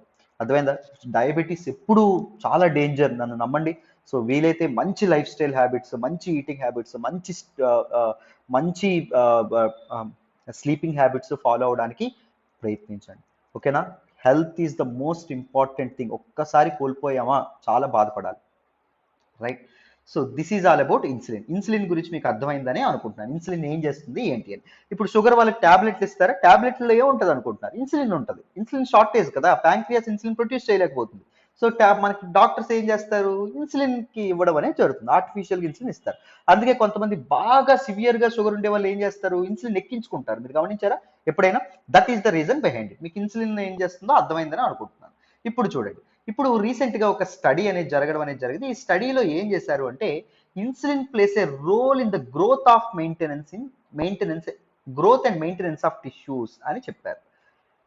ఇన్సులిన్ టిష్యూస్ ఏవైతే ఉన్నాయో, మన కణజాలాలు ఏవైతే ఉంటాయో వాటి తాలూకా గ్రోత్ అండ్ మెయింటెనెన్స్ లో వెరీ ఇంపార్టెంట్ రోల్ ప్లే చేస్తుంది అని చెప్పడం అనేది జరిగింది. And they also came up with a new concept called signaling network, insulin signaling network. Insulin ఏం చేస్తుంది? ఎనర్జీతో పాటు బెటర్ సిగ్నల్స్ అనేవి కూడా టిష్యూస్ కి సెల్స్ కి పాస్ చేయడం అనేది జరుగుతుంది. About the growth and development of tissues, ఎలా డెవలప్ అవ్వాలి, ఎలా గ్రోత్ అనేది పాస్ చేస్తుంది. So if there is an abnormalities in insulin signaling impact, insulin signaling network లో ఏమైనా ఇంపాక్ట్ వచ్చింది అనుకోండి, అప్పుడు ఒక ఆర్గానిజం యొక్క హెల్త్ అండ్ దాంతోపాటు ఆర్గానిజం యొక్క సర్వైవల్ మీద చాలా ఇంపాక్ట్ అనేది చూపించడం అనేది జరుగుతుంది. అర్థమైందా? So this is one of the better understandings in learning about insulin. So this understanding can be used to identify targets for therapy. So different insulin shortage therapies ఏవైతే ఉన్నాయో వాటికి సంబంధించినటువంటి డెవలప్మెంట్స్ లో ఈ స్టడీ అనేది చాలా బాగా ఉపయోగపడుతుంది అని చెప్పి సైంటిస్ట్ చెప్పడం అనేది జరుగుతుంది. అర్థమైందా? ఎక్స్పర్ట్స్ చెప్పడం అనేది జరుగుతుంది. సో మీరు ఇక్కడ ఈ పర్టికులర్ ఆర్టికల్ నుంచి తీసుకోవాల్సిన టేక్అవే ఏంటంటే, వాట్ ఈస్ ఇన్సులిన్? ఇన్సులిన్ గురించి మాత్రం క్వశ్చన్ రావచ్చు. అర్థమైందా? There is nothing to read about the particular study and all. అర్థమైందా? గుర్తుపెట్టుకోండి, insulin is a hormone and it is secreted by the beta cells of the pancreas and it is plays a very important role in regulating glucose metabolism, that is blood లో ఉండేటటువంటి glucose levels ని regulate చేస్తుంది. Right? It also passes the energy and information to the cells from the glucose in the blood. Right? So it also plays a very important role in growth and maintenance of tissues. So ఈ aspects మాత్రం మీరు గుర్తుపెట్టుకోండి. Right? అర్థమైందా? Clarity వచ్చిందా? Right. మరి next article మాట్లాడదామా? వినండి. ఈ రోజు హిందూ అనాలిసిస్ లో మనం మాట్లాడుకునే నెక్స్ట్ ఆర్టికల్ చూడండి, what is conscious position of drugs. This article మీ అందరికీ రీసెంట్ గా తెలుసని అనుకుంటున్నాను. బాలీవుడ్ స్టార్ అయినటువంటి షారుఖ్ ఖాన్ గారి అబ్బాయి ఆర్యన్ ఖాన్ రీసెంట్ గా డ్రగ్స్ కేసులో జైలు పాలవ్వడం అనేది జరిగింది. దానికి ముంబై స్పెషల్ కోర్టు బెయిల్ అనేది ఇవ్వమని చెప్పి నిరాకరించడం అనేది జరిగింది. సో ఈ ఆస్పెక్ట్ లో NDPS, that is narcotic drugs and psychotropic substances act of 1985 అంటే ఏంటి, నువ్వు ఏ తప్పులు దాని కింద వస్తాయి, నువ్వు దాని గురించి కంప్లీట్ గా డీటెయిల్డ్ గా తెలుసుకునే ప్రయత్నం చేద్దాం. మీకు ఈజీగా అర్థమైపోతుంది, జాగ్రత్తగా వినాలి. ఏం లేదన్న, this article is actually talking about an important act, that is NDPS act. నేను చాలాసార్లు హిందూ అనాలిసిస్ లో చెప్పాను, మళ్ళీ ఒకసారి డిస్కస్ చేద్దాం. 1985 ఎన్డిపిఎస్ యాక్ట్ తాలూకా ఫుల్ ఫామ్ ఏంటండి? Narcotic drugs and psychotropic substances act 1985. So దీనికంటే ముందు మనం మన directive principles of state policies ఏవైతే ఉన్నాయో, ఆదేశిక నియమాలు ఏవైతే ఉన్నాయో, అందులో ఆర్టికల్ 47 గురించి ఒకసారి మనం మాట్లాడదాం. This is a Gandhian principle. ఏంటి directive principles of state policy? ఆదేశిక నియమాలు అంటే ఏంటి? ఆదేశిక నియమాలు మనకి పార్ట్ 4 ఆఫ్ ద కాన్స్టిట్యూషన్ లో ఉండడం అనేది జరుగుతుంది. They are the directions given by the constitution framers to the state. అంటే రాజ్యానికి, మన కాన్స్టిట్యూషన్ అంటే మన ప్రభుత్వానికి, మన తాలూకా కాన్స్టిట్యూషన్ ఫ్రేమర్స్ ఎవరైతే ఉంటారో, ద స్కాలర్స్ ఎవరైతే ఉంటారో, వాళ్ళు దిశానిర్దేశం చేసినటువంటి కొన్ని సూత్రాలు. ఈ ఆర్టికల్ 47 ఆఫ్ ద కాన్స్టిట్యూషన్ లో ఏం చెప్పడం అనేది జరుగుతుంది? It is one of the directive principles of state policy which directs the state. దీన్ని ఉపయోగించి ఆర్ ఫోర్ ఫాదర్స్ ఎవరైతే ఉన్నారో వాళ్ళు రాజ్యానికి ఒక డైరెక్ట్ చేస్తున్నారు. ఏంటి? To raise the level of nutrition. Level of nutrition ఏదైతే ఉంటుందో దాన్ని పెంచాలి. And standard of living, and ప్రజల తాలూకా జీవన ప్రమాణాలు ఏవైతే ఉంటాయో వాటిని పెంచాలి. And to improve public health, ప్రజల తాలూకా ఆరోగ్యాన్ని కూడా పెంచాలి. As among its primary duties, ఇవి దాని తాలూకు ఇంపార్టెంట్ డ్యూటీగా ఉండడం అనేది జరగాలి. And in particular the state shall endeavour to bring about, ఇది చూడండి ఇక్కడ రాస్తున్నటువంటిది చూడండి, ప్రోహిబిషన్ ఆఫ్, స్టేట్ ఇంకొక పని కూడా చేయాలి. ఏం చేయాలి? ప్రోహిబిషన్ ఆఫ్ ఇంటాక్సికేటింగ్ డ్రింక్స్, మత్తు పానీయాలు ఏవైతే ఉంటాయో వాటిని, అండ్ డ్రగ్స్ ఏవైతే ఉంటాయో వాటిని, which are injurious to health, వాటిని కంప్లీట్గా బ్యాన్ చేయడం అనేది జరగాలి. ప్రోహిబిట్ చేయడానికి తగినటువంటి చర్యలు తీసుకోవాలి. మరి ఫోర్ ఫాదర్స్ మరి ఆర్టికల్ 47 ఉపయోగించి directive principles of state policy ద్వారా స్టేట్కి డైరెక్ట్ చేశారు కదా. సో అందుకు ఆ ప్రిన్సిపల్ని ఉపయోగించి narcotic drugs and psychotropic substances act 1985 ఏదైతే ఉంటుందో దీన్ని తీసుకురావడం అనేది జరిగింది. This particular act treats drug offences very seriously అండి. డ్రగ్ అఫెన్సెస్ ఏవైతే ఉంటాయో, అంటే డ్రగ్స్ తీసుకున్న, డ్రగ్స్ అమ్మిన, డ్రగ్స్ ప్రొడ్యూస్ చేసిన, ఇవన్నీ ఏవైతే ఉంటాయో వాటిని వెరీ సీరియస్గా తీసుకోవడం అనేది జరుగుతుంది. అండ్ పెనాల్టీస్ కూడా చాలా స్ట్రిక్ట్గా ఉండడం అనేది జరుగుతుందా. And it prohibits, it penalises production, డ్రగ్స్ని ప్రొడ్యూస్ చేయడం, మ్యానుఫ్యాక్చరింగ్ తయారు చేయడం, పొసెషన్ డ్రగ్స్ని వాళ్ళ ఇంట్లో పెట్టుకోవడం, కలిగి ఉండడం, సేల్ డ్రగ్స్ని అమ్మడం, పర్చేజ్ డ్రగ్స్ని కొనడం, ట్రాన్స్పోర్ట్ డ్రగ్స్ని ఒక ప్రాంతం నుంచి వేరే ప్రాంతానికి చేరవేయడం, import interstate export, interstate export ఏవైతే ఉంటాయి, ఇంపోర్ట్ అండ్ ఎక్స్పోర్ట్స్ ఏవైతే దిగుమతులు ఎగుమతులు చూసుకోవడం ఏవైతే ఉన్నాయో అవి, and use of narcotic drugs, ఈ నార్కోటిక్ డ్రగ్స్ ఏవైతే ఉంటాయో, మత్తు ఇచ్చేటువంటి డ్రగ్స్, సైకోట్రోపిక్ సబ్స్టెన్సెస్ ఏవైతే ఉంటాయో వాటిని ఒకవేళ ప్రొడ్యూస్ చేసిన, మ్యానుఫ్యాక్చర్ చేసిన, ప్రొసెస్ చేసిన, సేల్ చేసిన, పర్చేజ్ చేసిన, ట్రాన్స్పోర్ట్ చేసిన, ఇట్ విల్ ఇన్వాల్వ్ ఇంప్రిజన్మెంట్, దేనికి ఖైదుకు చేయడం అనేది జరుగుతుంది, అండ్ ఫైన్ కూడా పడడం అనేది జరుగుతుంది. లేకపోతే బోత్, రెండు, or imprisonment or fine or both అయినా ఇది అవ్వడం అనేది జరగచ్చు. అండ్ పెనాల్టీస్ దేన్ని బేస్ చేసుకొని ఉండడం అనేది జరుగుతుంది sir. Penalties will depend on the quantity of the drugs involved, ఎంత డ్రగ్స్ అనేవి ఇన్వాల్వ్ అయినాయి, ఈ వాళ్ళు ఎంత మొత్తంలో డ్రగ్స్ని పట్టుకున్నారో దాన్ని బట్టి డిపెండ్ అవ్వడం అనేది జరుగుతుంది. అండ్ కొన్ని డ్రగ్స్ అనేవి హెల్త్ కోసం వాడడం అనేది జరుగుతుంది. అండ్ సెంటర్ వాటిని నోటిఫై చేయడం అనేది జరుగుతుంది. Centre will notify the small and commercial quantities for each drug ఎంత మొత్తంలో అమ్మొచ్చు, ఎంత మొత్తంలో ఎలో అని చెప్పి సెంట్రల్ గవర్నమెంట్ ఏదైతే ఉంటుందో సెంట్రల్ గవర్నమెంట్ ఇది నోటిఫై చేయడం అనేది జరుగుతుంది ఎప్పటికప్పుడు. అర్థమైందా? ఈవెన్ ఈ అఫెన్స్ ని అటెంప్ట్ చేయాలని ప్రయత్నించినా ఇట్ విల్ అట్రాక్ట్ పనిష్మెంట్స్ అండి.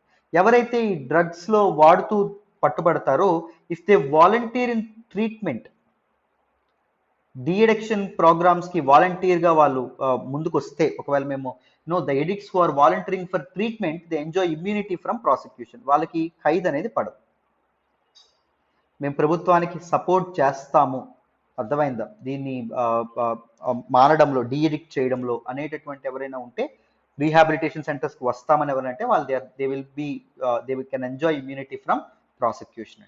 అండ్ దిస్ ఎన్డీపీఎస్ యాక్ట్ ఏదైతే ఉంటుందో it mandates a formation of central authority to exercise the functions of this particular act. ఒక సెంట్రల్ అథారిటీని ఏర్పాటు చేయాలని చెప్పి కూడా చెప్పడం అనేది జరిగింది. So what is that particular authority? That is narcotics control bureau. ఇది ఎప్పుడంటే దీనిలోకి వచ్చింది, సరిగ్గా యాక్ట్ వచ్చినటువంటి సంవత్సరం తర్వాత 1986లో ఎగ్జిస్టెన్స్లోకి రావడం అనేది జరిగింది. It will coordinate between different departments and ministries to fight illicit drug trafficking and drug abuse అండి. ఈ డ్రగ్స్ ఏవైతే ఉంటాయో వాటితో డ్రగ్ ట్రాఫికింగ్, డ్రగ్ అబ్యూస్తో పోరాడడానికి ఇది చాలా ఇంపార్టెంట్ రోల్ ప్లే చేయడం అనేది జరుగుతుంది. అర్థమైందా? This is all about NDPS Act, Narcotic Drugs and Psychotropic Substances Act of 1985. So కంప్లీట్గా ఈ ఆర్టికల్ కూడా మీకు క్లారిటీ వచ్చిందని అనుకుంటున్నాను. రైట్, మరి ఇప్పుడు నెక్స్ట్ ఆర్టికల్ డిస్కస్ చేద్దాం, జాగ్రత్తగా వినండి. ఈరోజు హిందూ అనాలిసిస్లో మనం మాట్లాడే నెక్స్ట్ ఆర్టికల్ చూడండి. India made spray link to rare illness in US.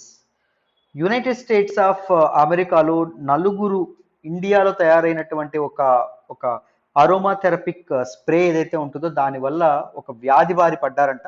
So ఒకసారి దాని గురించి న్యూస్లోకి వచ్చింది, జాగ్రత్తగా వినండి. జిఎస్ పేపర్ 2 హెల్త్లో మనం మాట్లాడుకోవడం అనేది జరుగుతుంది.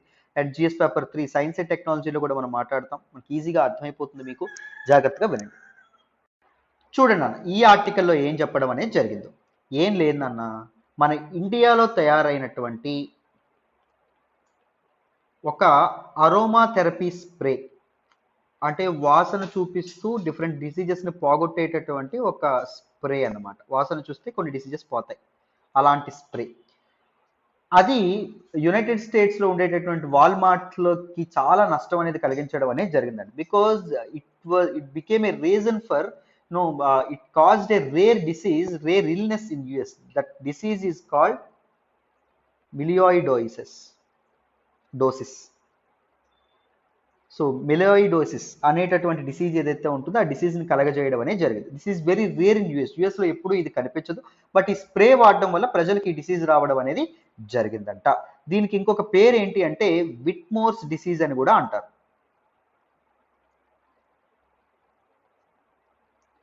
And this is an infectious disease అండి. ఇది ఒకరి నుంచి వేరొకరికి పాకడం అనేది జరుగుతుంది. It effects both humans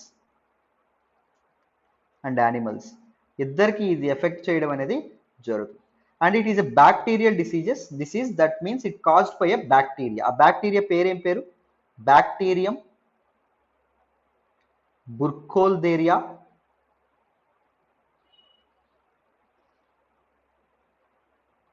సూడోమలై. So ఈ బ్యాక్టీరియా వల్ల ఈ డిసీజ్ అనేది ఇదవ్వడం అనేది జరుగుతుందంట. సో ఈ డిసీజ్ ఎక్కువగా ఇదవ్వడం అనేది జరుగుతుందంటే ట్రాపికల్ క్లైమేట్స్లో ఎక్కువగా వస్తుందంట. This particular disease is endemic to only some parts of south east Asian reason. South east Asia ఏదైతే ఉంటుందో అంటే వియత్నాం కానీ, లేకపోతే మనకి మనకి ఫిలిప్పీన్స్ కానీ, లేకపోతే మనకి బ్రునై కానీ, లేకపోతే ఇండోనేషియా కానీ, మయన్మార్ కానీ, మలేషియా కానీ, సింగపూర్ కానీ, ఆ ప్రాంతంలో ఎక్కువగా ఇది కాజ్ అవ్వడం అనేది జరుగుతుంది. అండ్ నార్థన్ ఆస్ట్రేలియా ప్రాంతంలో కూడా ఇది వైడ్గా స్ప్రెడ్ అవుతుంది. But it is not it is very very rare in this particular United states. So అందుకే ఎంక్వైరీ చేస్తే ఏం జరిగిందంటే దిస్ అరోమా థెరపీ స్ప్రే ఏదైతే ఉంటుందో, ఒక అరోమా థెరపీ స్ప్రే ఇండియాలో తయారు చేసినటువంటిది, దానివల్ల ఈ డిసీజ్ అనేది యుఎస్ సిటిజన్స్కి చాలా మందికి వచ్చిందంట. రైట్, ఇది మాత్రం మనకి న్యూస్లోకి వచ్చింది. సో ఈ డిసీజ్ గురించి మీకు క్వశ్చన్ రావచ్చు, అందుకే ఈ ఆర్టికల్ నేను సెలెక్ట్ చేసుకోవడం అనేది జరిగింది. సో కంప్లీట్గా ఈ ఆర్టికల్ కూడా మీకు క్లారిటీ వచ్చిందని అనుకుంటున్నాను. మరి నెక్స్ట్ ఆర్టికల్ మాట్లాడదామా? వినండి. ఈరోజు హిందూ అనాలిసిస్లో మనం మాట్లాడేటటువంటి నెక్స్ట్ ఆర్టికల్ చూడండి అమ్మా. Chief justice of India stresses on judicial infrastructure. మన chief justice of India N V Ramana garu Indian జ్యుడిషియరీలో చాలా రిఫార్మ్స్ తీసుకురావాలని చెప్పి ప్రయత్నాలు చేస్తున్నారు. రీసెంట్గా ఒక మ్యారథాన్ జ్యుడిషియల్ వేకెన్సీస్ ఫిలప్ అనేది జరగడం అనేది జరిగింది. మ్యారథాన్ మంత్స్ అనేవి ఆగస్ట్ సెప్టెంబర్లో జరగడం అనేది జరిగింది. మళ్ళీ ఇప్పుడు జ్యుడిషియల్ ఇన్ఫ్రాస్ట్రక్చర్ మీద ఈయన కాన్సన్ట్రేట్ చేశారు. National judicial infrastructure authority of ఇండియాని ఏర్పాటు చేయండి, దానికి ఒక స్టాట్యూటరీ బ్యాకింగ్ అనేది ఇవ్వండి, అంటే అది ఏర్పాటు చేయడానికి ఒక చట్టం చేయండి అని చెప్పి యూనియన్ లా మినిస్టర్ ఎవరైతే ఉన్నారో ఆయనకు పిటిషన్ పెట్టడం అనేది జరిగింది, ఆయనకు అర్జీ చేయడం అనేది జరిగింది. సో దాని గురించి న్యూస్లోకి వచ్చింది, డీటెయిల్డ్గా ఎక్స్ప్లెయిన్ చేసే ప్రయత్నం చేద్దాం, జాగ్రత్తగా వినండి. ఈ ఆర్టికల్ని మనం జిఎస్ పేపర్ 2 గుడ్ గవర్నెన్స్లో మనం మాట్లాడుకోవడం అనేది జరుగుతుంది. చాలా చాలా ఇంపార్టెంట్, జాగ్రత్తగా వింటే క్లియర్గా అర్థమైపోతుంది, వినండి మనం. నెక్స్ట్ ఆర్టికల్ చూడండి అన్న, చాలా ఈజీ, ఏం లేదు. మన chief justice of India NV Ramana garu, తెలుగువాడు, ఆయన ఎవరైతే ఉన్నారో ఆయన he has urged the union minister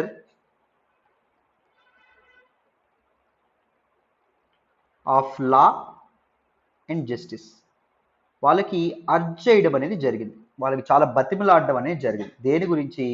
for the creation of national judicial infrastructure authority of India. So national judicial infrastructure authority ఏదైతే ఉంటుందో దాన్ని ఏర్పాటు చేయండి. దీనికి కావలసినటువంటి స్టాట్యూట్ అంటే చట్టం, ఆ చట్టాన్ని దయచేసి చేయండి. ఎప్పుడు? Upcoming winter session of the parliament యొక్క వింటర్ సెషన్, పార్లమెంట్ యొక్క శీతాకాల సమావేశాలు ఉంటాయి కదా, అప్పుడు ఒక చట్టం తీసుకురండి స్వామి అని చెప్పి మన తాలూకా చీఫ్ జస్టిస్ ఆఫ్ ఇండియా అడగడం అనేది జరిగింది. So he highlighted severe lacunae in judicial infrastructure for courts. సో కోర్ట్స్లో జ్యుడిషియల్ ఇన్ఫ్రాస్ట్రక్చర్ అస్సలు లేకపోవడం అనేది ఉందంట, చాలా గ్యాప్స్ అనేవి ఉండడం అనేది జరిగింది. జ్యుడిషియల్ ఇన్ఫ్రాస్ట్రక్చర్ షార్టేజ్ అనేది మనకు కనిపించడం అనేది జరిగిందని చెప్తున్నారు. సో కోర్ట్స్ అనేవి సరిగ్గా పెర్ఫామ్ చేయలేకపోవడానికి ఇది కూడా ఒక కారణం. It is difficult to effectively perform their function without proper infrastructure. So there is shortage of court halls. కొన్ని కోర్ట్స్లో కోర్ట్ హాల్స్కి షార్టేజ్ అనేది ఉంది. And even basic facilities like toilets అనేవి లేవు. అండ్ కొన్ని కోర్ట్స్లో డ్రింకింగ్ వాటర్ యాక్సెస్ ఏదైతే ఉంటుందో అది కూడా లేదు. అండ్ కొన్ని కోర్ట్స్లో రికార్డ్ రూమ్స్ ఏవైతే ఉన్నాయో అవి అవైలబుల్ లేవు. కొన్ని కోర్ట్స్లో వీడియో కాన్ఫరెన్సింగ్ ఫెసిలిటీస్ ఏవైతే ఉన్నాయో అవి కూడా అవైలబుల్ లేవు అని చెప్పి chief justice of India complaint చేయడం అనేది జరిగింది. He emphasized on the importance of judicial infrastructure in improving access to justice. The access to justice అనేది చాలా చాలా important. It is a fundamental right of people, right? ప్రతి ఒక్కరికి న్యాయం అనేది అందాలి, త్వరితగతిన అందాలి, ఎక్స్పెడిషియస్గా అందాలి. సో జస్టిస్ అనేది త్వరగా అందాలి అంటే ఏముండాలి? జుడిషియల్ వేకెన్సీస్ అనేవి ఉండకూడదు. సో దానికి రిఫార్మ్స్ కింద తీసుకురావడం అనేది జరిగింది. సో మనకి ఒక మ్యారథాన్ మంత్స్గా మనకి లాస్ట్ ఆగస్ట్ సెప్టెంబర్ నిలిచిపోయినాయి. జ్యుడిషియల్ వేకెన్సీస్ చాలా వరకు ఫిల్ చేశారు. ఇప్పుడు జ్యుడిషియల్ ఇన్ఫ్రాస్ట్రక్చర్ మీద కూడా ఎన్వి రమణ గారు ఎవరైతే ఉన్నారో ఆయన ఫోకస్ పెట్టడం అనేది జరిగింది. ఈయన తాలూకా రెయిన్ ఏదైతే ఉంటుందో, ఈయన తాలూకా టర్మ్ ఏదైతే ఉంటుందో అది నిజంగా శాశ్వతంగా చరిత్రలో నిలిచిపోతుందని చెప్పి మనం అనుకోవచ్చు. Is toiling very hard, is working very hard to get things right in judicial system of India. ఇండియాలో జ్యుడిషియల్ సిస్టమ్ అనేది ఆన్ ట్రాక్ రావడానికి చాలా చాలా కృషి చేయడం అనేది జరుగుతుంది. సో రీసెంట్గా 2018లో పబ్లిష్ చేసినటువంటి ఒక ఇంటర్నేషనల్ రీసెర్చ్ పేపర్ ఏం చెప్పింది అంటే, సో టైమ్లీ జస్టిస్ అనేది అందించకపోవడం వల్ల India cost 9% of it's annual GDP. So India యొక్క జీడిపిలో 9% అనేది ఇండియా కోల్పోయిందంట, సరైనటువంటి న్యాయం సరైనటువంటి సమయంలో ఇవ్వలేకపోవడం వల్ల. సో సరిగ్గా న్యాయం అందించడం అనేది ఇండియాకి చాలా చాలా ఇంపార్టెంట్. సో దానికి కావాల్సినటువంటి జ్యుడిషియల్ ఇన్ఫ్రాస్ట్రక్చర్ ప్రొవైడ్ చేయడం కూడా చాలా చాలా ఇంపార్టెంట్ అనే విధంగా ఇక్కడ మనకి చీఫ్ జస్టిస్ ఆఫ్ ఇండియా చెప్పడం అనేది జరిగింది. He emphasised on the importance of judicial infrastructure in improving access to justice. అది మనకి న్యూస్లోకి రావడం అనేది జరిగింది. సో ఈ ఆర్టికల్ కూడా మీకు క్లారిటీ వచ్చిందనే అనుకుంటున్నాను. మరి నెక్స్ట్ ఆర్టికల్ మాట్లాడదామా? వినండి.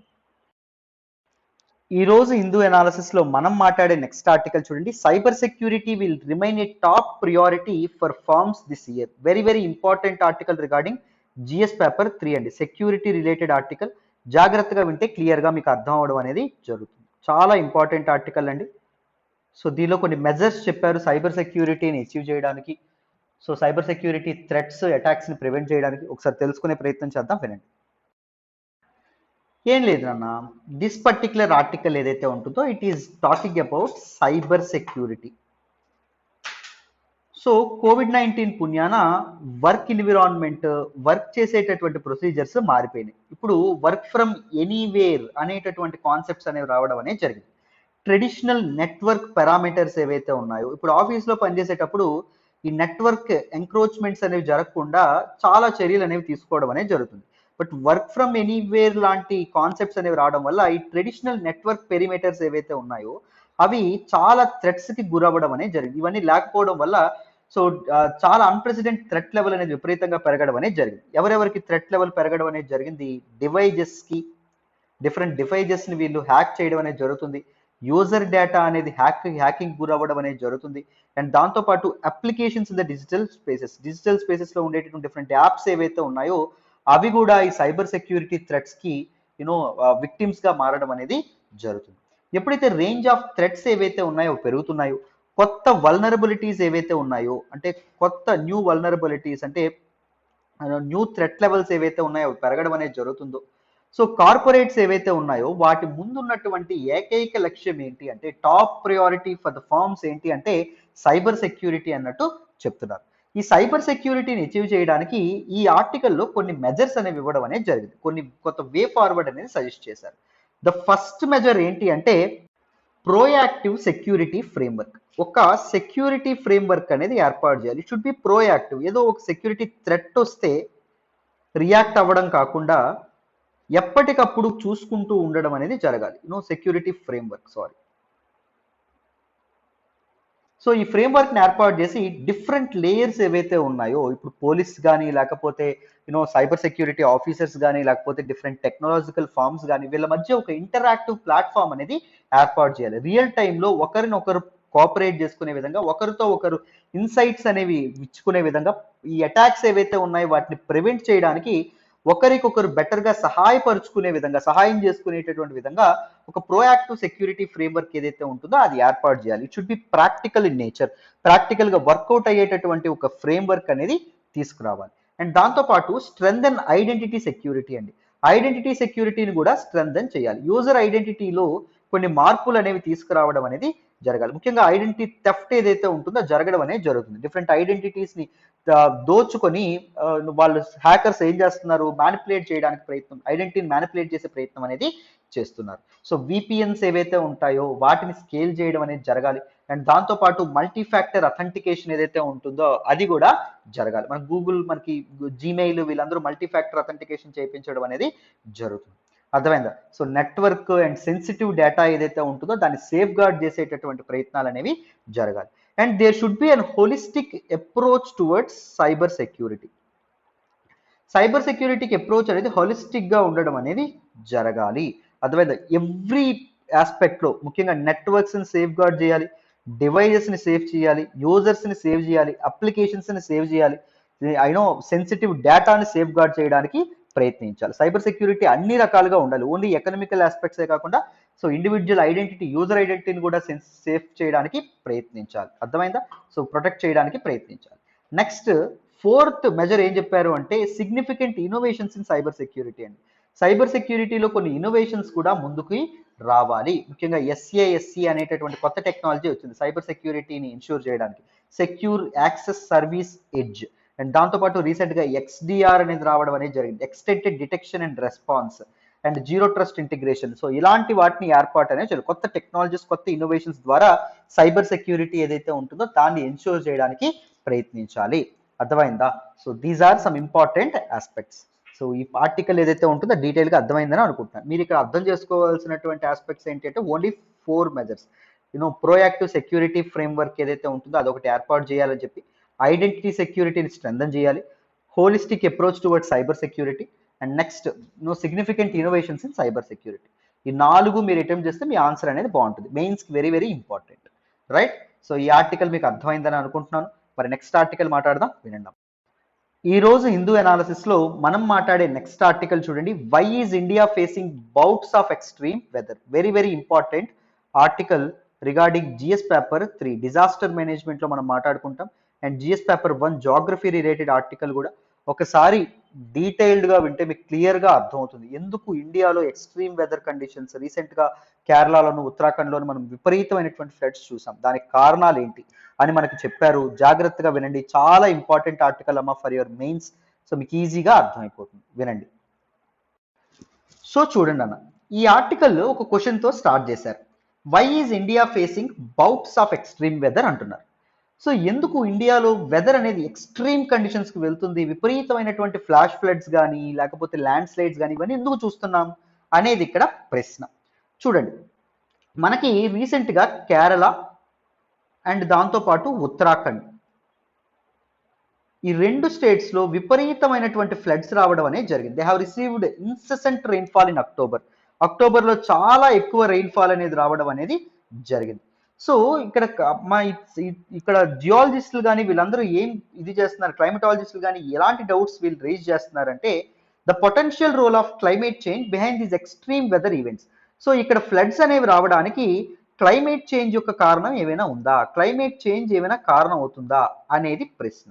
సో ఇండియా మెటీరియలాజికల్ డిపార్ట్మెంట్ ఏదైతే ఉంటుందో భారత వాతావరణ శాఖ ఇచ్చినటువంటి నివేదిక ప్రకారం కేరళ ఏదైతే ఉంటుందో, కేరళ అండ్ మహా రీజియన్స్ అక్టోబర్లో విపరీతమైనటువంటి రెయిన్ఫాల్ అనేది రావడం అనేది జరిగిందంట. అక్టోబర్ విపరీతమైనటువంటి రెయిన్ఫాల్ అక్కడ వచ్చిందంట. వేరేజ్ ఉత్తరాఖండ్ ఏదైతే ఉంటుందో Uttarakhand also witness record rainfall అని చెప్పి చెప్తున్నారు ఇన్ అక్టోబర్లో రికార్డ్ రెయిన్ఫాల్ అనేది పడడం అనేది జరిగిందంట. అర్థమైందా? సో ఒక సెంచురీతో పోలిస్తే గత 100 ఏళ్లలో ఇదే ఎక్కువ రెయిన్ఫాల్ అని చెప్పి చెప్తున్నారు. So in both the states, both Kerala and ఉత్తరాఖండ్లోను అండ్ దాంతోపాటు అదర్ స్టేట్స్లో కూడా ఈ విండ్ ప్యాటర్న్స్ అండ్ దాంతోపాటు రెయిన్ఫాల్ ప్యాటర్న్స్ అనేవి మారిపోతున్నాయి. అండ్ దాంతోపాటు విపరీతమైనటువంటి డిజాస్టర్స్కి, ల్యాండ్ స్లైడ్స్కి, ఫ్లాష్ ఫ్లడ్స్కి చాలా సార్లు ఇవన్నీ హ్యాపెన్ అవ్వడం అనేది జరుగుతుంది. అండ్ దీనికి కారణం ఏంటి అని తెలుసుకునే ప్రయత్నం ఇక్కడ చెప్తున్నారు. తెలుసుకునేటటువంటి ప్రయత్నం మనం చేద్దాం. అండ్ ఈ ఆర్టికల్లో కూడా different factors that influence hence these extreme weather conditions గురించి మాట్లాడారు. ఏంటి ఈ వెదర్ కండిషన్స్ కారణం ఏంటి అని తెలుసుకునే ప్రయత్నం చేద్దాం, వినండి. మొదటి రీజన్ ఏంటి అంటే ప్రెజెన్స్ ఆఫ్ లో ప్రెజర్ రీజియన్స్ అండి.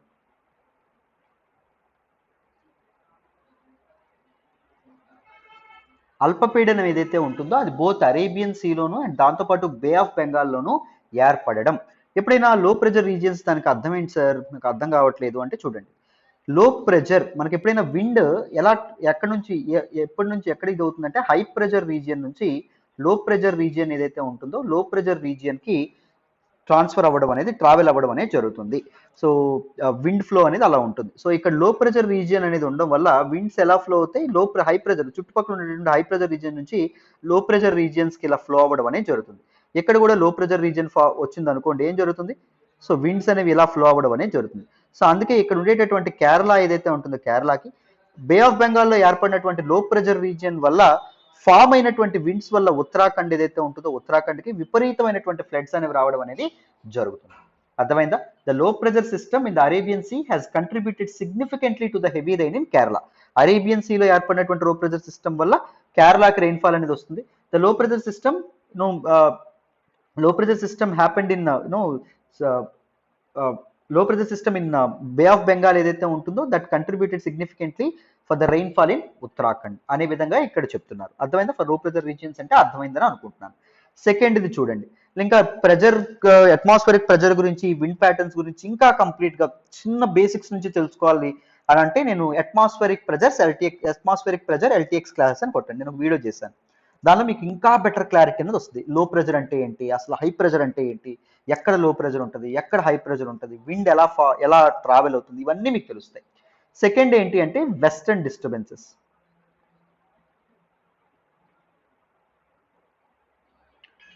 Western disturbances is a periodic influx of moisture-laden clouds from the Mediterranean to Asia. Mediterranean నుంచి వీచేటటువంటి విండ్స్ ఏవైతే ఉంటాయో దే క్యారీ సమ్ మాయిశ్చర్, వాటిని మనం వెస్టర్న్ డిస్టర్బెన్సెస్ అని చెప్పి అనడం అనేది జరుగుతుంది. వింటర్ టైంలో ఈ వెస్టర్న్ డిస్టర్బెన్సెస్ ఏవైతే ఉన్నాయో అవి హ్యాపెన్ అవ్వడం అనేది జరుగుతుంది. This is also one of the main reason for the floods in Kerala and దాంతోపాటు ఉత్తరాఖండ్. అండ్ థర్డ్ ఏంటి అంటే డిలే ఇన్ రిట్రీటింగ్ మాన్సూన్. మీరు జాగ్రత్తగా గమనిస్తే మనకి 2 టైప్స్ ఆఫ్ మాన్సూన్స్ ఉండడం అనేది జరుగుతుంది. ఒకటి సౌత్ వెస్ట్ మాన్సూన్, రెండవది retreating monsoon. South west monsoon వెనక్కి రావడం అనేది జరుగుతుంది. సో దిస్ ఇయర్ మాన్సూన్ ఎప్పుడు రిట్రీట్ అనేది బిగిన్ అయింది అంటే October 6th బిగిన్ అవ్వడం అనేది జరిగింది. అర్థమైందా? ఇది October 16th కల్లా వెళ్ళిపోవాలి. అంటే రిట్రీటింగ్ మాన్సూన్ 10 రోజులే ఉంటుంది ఎప్పుడు, October 16th కల్లా వెళ్ళిపోవాలి. కానీ ఇంకా కంప్లీట్ గా ఈ రిట్రీటింగ్ మాన్సూన్ ఏదైతే ఉంటుందో అది విత్డ్రా అవ్వడం అనేది జరగలేదు. సో అందుకే కంప్లీట్ గా కంటిన్యూస్ గా రెయిన్ఫాల్ అనేది కారణం అవ్వడం అనేది జరిగింది. అది రిట్రీటింగ్ మాన్సూన్ డిలే అవ్వడం కూడా one of the very important reason అని చెప్పి చెప్పుకోవచ్చు. October is the month when the south west monsoon entirely retreats from India. So October month లో రిట్రీటింగ్ మాన్సూన్ అనేది అవ్వడం అనేది జరుగుతుంది. అర్థమైందా? సో సౌత్ వెస్ట్ మాన్సూన్ వెనక్కి కంప్లీట్ గా వెళ్ళిపోవడం అనేది జరుగుతుంది. రైట్. సో ఇప్పుడు లేటెస్ట్ అసెస్మెంట్ ప్రకారం October 26th retreating monsoon complete గా విత్డ్రా అయిపోతుందంట ఇండియా నుంచి. Right. So this is the third factor. And fourth factor ఏంటంటే ఇంపాక్ట్ ఆఫ్ గ్లోబల్ వార్మింగ్. భూతాపం, భూ ఉష్ణోగ్రత ఏదైతే ఉంటుందో అది విపరీతంగా పెరగడం. భూ ఉష్ణోగ్రత పెరగడానికి వర్షాలకి సంబంధం ఏంటి సార్? గ్లోబల్ వార్మింగ్ అనేది పెరగడం వల్ల ఏం పెరుగుతుంది, సీ టెంపరేచర్స్ ఏవైతే ఉంటాయో అవి సిగ్నిఫికెంట్ గా పెరగడం అనేది జరుగుతుంది. సీ టెంపరేచర్స్ పెరిగితే ఎలా సార్, ఏం జరుగుతుంది చూడండి. ఇది సి అనుకోండి, సపోజ్ ఇది సి టెంపరేచర్ పెరిగింది, అప్పుడు ఏమవుతుంది, వాటర్ ఏదైతే ఉంటుందో అది ఆవిరవుతుంది. సో ఏమవుతుంది, పైకి మాయిశ్చర్ ఏదైతే ఉంటుందో అది లేస్తుంది. సో చూడండి మనకి ఇప్పుడు ప్రెజర్ అంటే ఏంటి, మనం ఇప్పుడు సపోజ్ ఇది ఒక వాల్ అనుకోండి, ఇదొక మనకి ఒక నీడిల్ అనుకోండి, ఒక మేక్ అనుకోండి, సపోజ్ మనం ఇలా కొడుతుంటే ప్రెజర్ ఇలా ఎగ్జర్ట్ అవుతున్నట్టు, అది లాగుతున్నాం అనుకోండి ప్రెజర్ ఇట్ ఈస్ రివర్స్ అవుతున్నట్టు, ప్రెజర్ మనం వెనక్కి తీసుకుంటున్నట్టు. సో ఇక్కడ చూడండి భూమి ఏదైతే ఉంటుందో భూమి నుంచి మాయిశ్చర్ పైకి లేస్తుంది, పైకి లేస్తుంటే ఏం జరుగుతున్నట్టు, ప్రెజర్ ఏదైతే ఉంటుందో అది వెనక్కి వెళ్ళిపోతున్నట్టు. అప్పుడు ఇక్కడ ఏం ఫామ్ అవుతుంది, లో ప్రెజర్ బెల్ట్ అనేది ఫామ్ అవుతుంది. సో అరేబియన్ సీలోను బే of Bengal low pressure belt అనేది ఫామ్ అయితే ఏం జరుగుతుందో మనం చెప్పుకున్నాం. హై ప్రెజర్ రీజియన్స్ నుంచి విండ్స్ ఏవైతే ఉంటాయి, విండ్స్ అనే ఫ్లో అవుతూ ఉండడం అనేది జరుగుతుంది. విండ్స్ అనే ఫ్లో అయితే ఏం జరుగుతుంది, దే క్యారీ దీస్ క్లౌడ్స్ ని క్యారీ చేసి అవి తీవ్రమైనటువంటి వర్షాలకు కారణం అవడం అనేది జరుగుతుంది. అర్థమైందా? గ్లోబల్ వార్మింగ్ ఎలా కారణం అవుతుందో అర్థమైందని అనుకుంటున్నాను. అసలు లో ప్రెజర్ అంటే అర్థమైందని అనుకుంటున్నాను. లో ప్రెజర్ ఎప్పుడు ఇది అవుతుంది, ఎప్పుడైతే టెంపరేచర్ రైజ్ అయ్యి వాటర్ ఎప్పుడైతే రైజ్ అవుతుందో అప్పుడు లో ప్రెజర్ అనేది ఇది అవ్వడం అనేది జరుగుతుంది. అర్థమైందా? మీరు జాగ్రత్తగా గుర్తు పెట్టుకోవాలి. So these are some important aspects అండి. ఆర్కిటిక్ ఓషన్లోను అండ్ దాంతోపాటు దీస్ ఇవేవైతే ఉన్నాయో వార్మర్ వాటర్స్ ఏవైతే ఉన్నాయో అరేబియన్ సీలోను బే ఆఫ్ బెంగాల్ వార్మర్ వాటర్స్ ఏవైతే ఉన్నాయో they are causing these particular extreme weather conditions in India, right? So these are some important aspects regarding this particular ఆర్టికల్లో చెప్పినవన్నీ డీటెయిల్డ్గా చెప్పే ప్రయత్నం చేశానని అనుకుంటున్నాను. మీకు ఈ పర్టిక్యులర్ ఆర్టికల్ కూడా అర్థమైందనే క్లారిటీగా అనుకుంటున్నాను, రైట్? పర్ఫెక్ట్ నాన్న. This is all about today's the Hindu analysis. అంటే 24th October Hindu analysis, 25th October ఇంకొక గంటలో అప్లోడ్ చేద్దాం. ఓకేనా? జాగ్రత్తగా ఫాలో అవుతూ ఉండండి. ఎక్స్ప్లెనేషన్ వస్తుంటే కీప్ లైకింగ్ అవర్ వీడియోస్, మీ ఫ్రెండ్స్తో షేర్ చేసుకోండి. ఎలా ఉందో కామెంట్ చేయండి. ఏమైనా డౌట్స్ ఉన్నా కామెంట్ చేయండి. Thank you so much for all the support and all the love so far. Thank you so much. ఓకేనా? మళ్ళీ నెక్స్ట్ హిందూ ఎనాలిసిస్లో కలుద్దాం. బాయ్.